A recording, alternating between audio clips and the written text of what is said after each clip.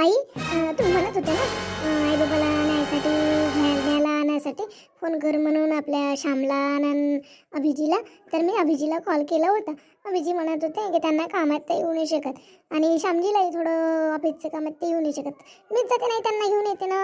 Mamma mamma mamma घेऊन पाय पाय येले कसं समजलं मम्मा मम्मा मम्मा करून राहिलं. धावत झालं जसं. नाही त्याला लवकरच समजते. आता सगळंच बोलणं समजते. बघ पण मम्मा मम्मा मागा लागते. नाही मी त्याला काही नेत नाही. तुम्ही याला बघा. मी म्हणजे त्यांच्या बघ बॅगा वगैरे राहते. याला बघू का त्या बॅगा वगैरे बघू त्यांच्या. हो आई डॉक्टर पाशी चालली. जाऊ नये मागणी लागत असते. मा इंजेक्शन देते तुला माहित आहे ना. डॉक्टर कशी चुई देते तर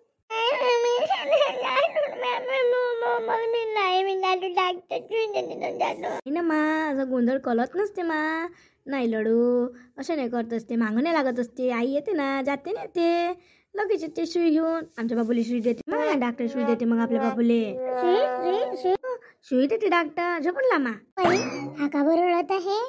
मा याची माय गेली तिच्या आईले तिच्या बहिणीले आणि बाबाले आव्हानाले. असं श्यामले तिनं फोन केला तर श्यामही बिझी आहे म्हणे. अभिले फोन केला तर अभि बिझी होता म्हणून थेच गेली मग न्यायाले. हो आई ताई एकट्याच गेले का.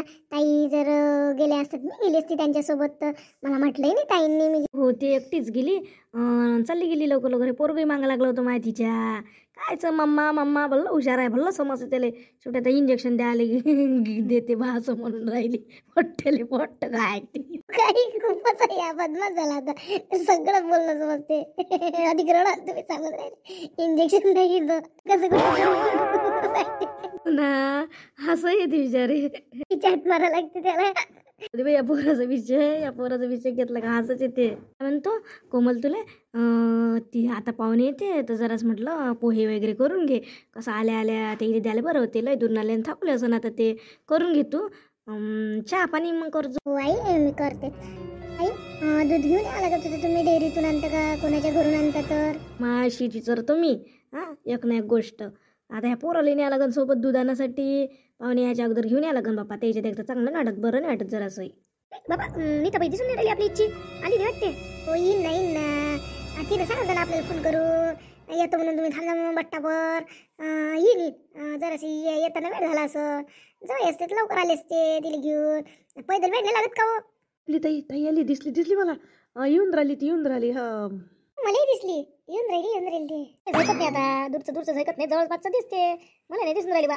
येतेच ते दिसते तुम्हाला. खूप वेळ झाला का इथे येऊन. खूप वेळ थांबावं लागलं का आई तुला. बाई आता चालू आम्ही आलो आणि तुला पाहून राहिलो. मी खूप वेळची निघून राहिली होती. पण काय झालं श्री वेळेवरच रडायला लागला.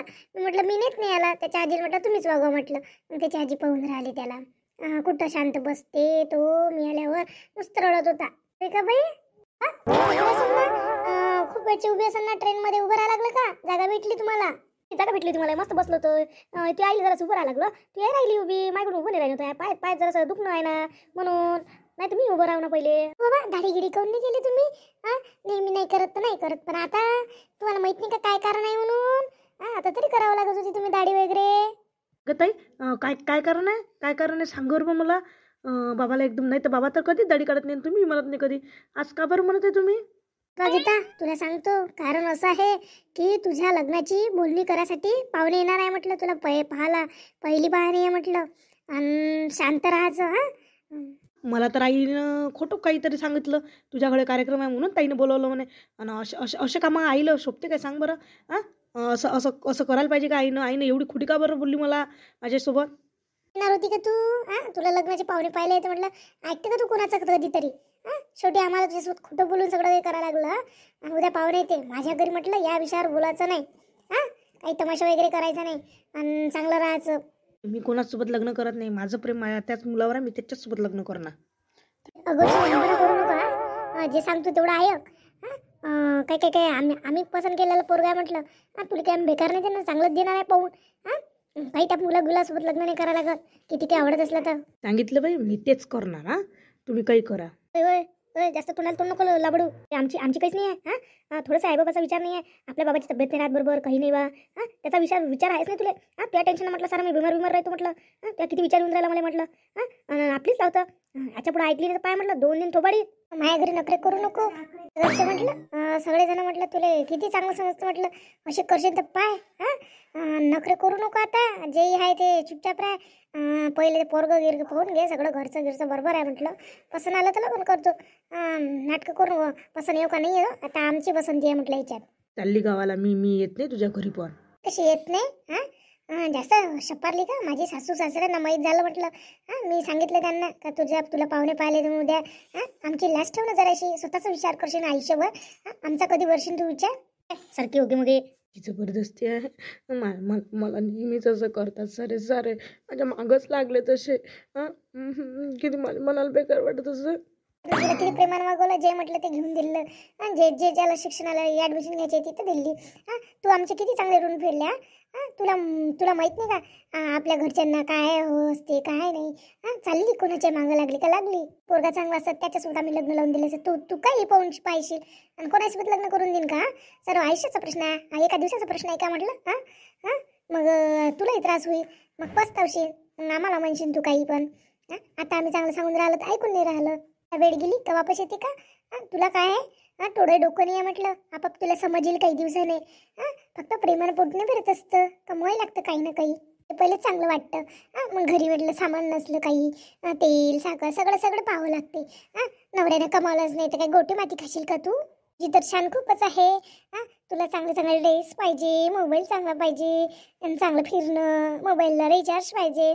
त्याच्याकडून तुझ्या एवढं पूर्ण झालं पाहिजे नाही का? फक्त प्रेमानं नाही पोट भरत असते.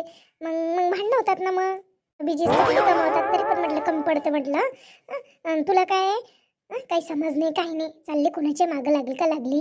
लग्न काही करत नाही तुम्ही, दाखवा काही. आता मी उभं राहतो तुझ्या सासरे आहे म्हणून मी काही लग्न करत नाही. उशा झाली बसू दे. माझी सासूबाई वाट पाहत असं ना. माझ्या सासू आणि माझ्या कोमलला काही सांगू नको. कोमलला सांगशील तर बघ बाबाच्या इज्जतीचं काही पहा, नाहीतर बस आपला स्वतःचाच विचार करशील.